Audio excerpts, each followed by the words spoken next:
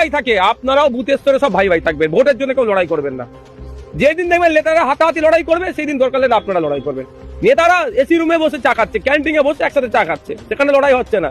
আর ফুটপাতে বা পাড়ার মাথাতে চায়ের দোকানে লড়াই, এগুলো বন্ধ করতে হবে। নওশাদ সিদ্দিকী ভাঙড়ের, যিনি আইএসএফ এর দল থেকে একমাত্র বিধায়ক, একেবারে তরুণ যুবক যাকে বলে, এবং স্পেশালি মাইনরিটি সেগমেন্ট থেকে তিনি প্রথম সারির নেতা। ভীষণই দাপট আছে এবং স্বচ্ছ ভাবমূর্তি যাকে বলে।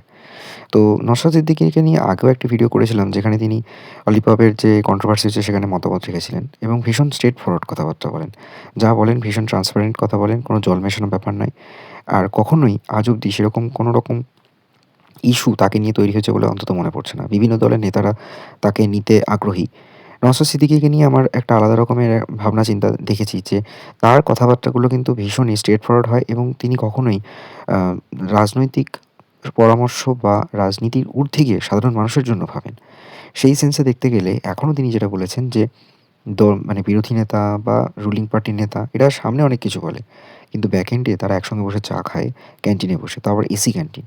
সেটাই তিনি বলতে চেয়েছেন যে সেই দলের কর্মীরা নিজেরা মারপিট করছে, কত খুনোখুনি হচ্ছে ভোটের আগে ভোটের পরে। অথচ কখনো দেখেছেন যে রাজনৈতিক নেতারা নিজেদের মধ্যে মারপিট করেছে? করেনি কিন্তু। বাস্তব কথা, ভিডিওটা পুরোটা দেখুন।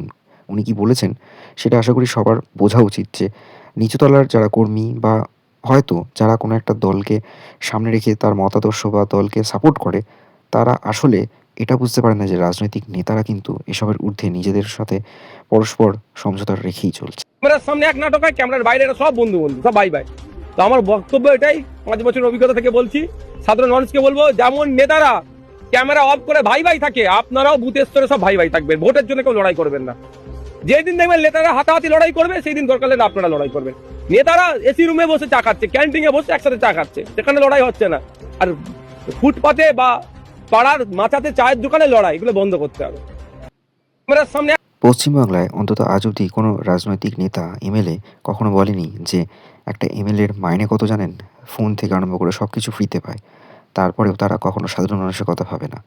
সাধারণ মানুষ কত কষ্ট করে একটা রিচার্জ করে, সেইটা বলে নওশাদ সিদ্দিকী। আর সাধারণ মানুষ বা নিচতলার কর্মী যারা গ্রাসরুট লেভেলে কাজ করছে, তারাই সেই সমস্ত নেতাদের হয়ে প্রচার করে, ভোটের জন্য লড়াই করে, খুনোখুনিতে প্রাণ হারায়। কিন্তু নেতাদের কিছু হয় না। নেতারা এসি ঘরে থাকে, প্রচুর টাকা মাইনে পায়, সারা জীবনের পেনশন পাচ্ছে। অথচ কর্মীরা কী পাচ্ছে? শুধু কর্মী নয়, যারা কোনো একটা পার্টিকুলার দলকে সাপোর্ট করে সেই সাপোর্টাররাও কিছু পায় না। অথচ নিজেদের মধ্যে খুনোখুনি, মুখ দেখাদেখি বন্ধ হয়ে যায়। এগুলো কেন? এরকম ভাবনা চিন্তা নিয়ে আজ অব্দি কোনো নেতাকে দেখতে বলিনি। এবং এটাও দেখেছি যে ভীষণ পরিষ্কার কথা বলে। এটা তো ফ্যাক্ট। প্রত্যেকটা দলবদলু ভোটের আগে এই দল থেকে ওই দলে চলে যায় টিকিট পাওয়ার জন্য।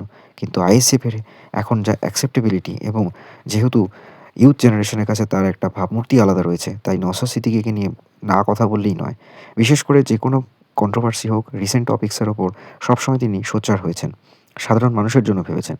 এটাও বলেছেন যে রুলিং পার্টি বা অপোজিশন পার্টির যারা নেতারা রয়েছে তারা তাদের সাথে যোগাযোগ রাখে, নিজেরা একসঙ্গে বসে আড্ডা মারছে, নিজেরা নিজেদের মধ্যে সব কিছু রাখছে।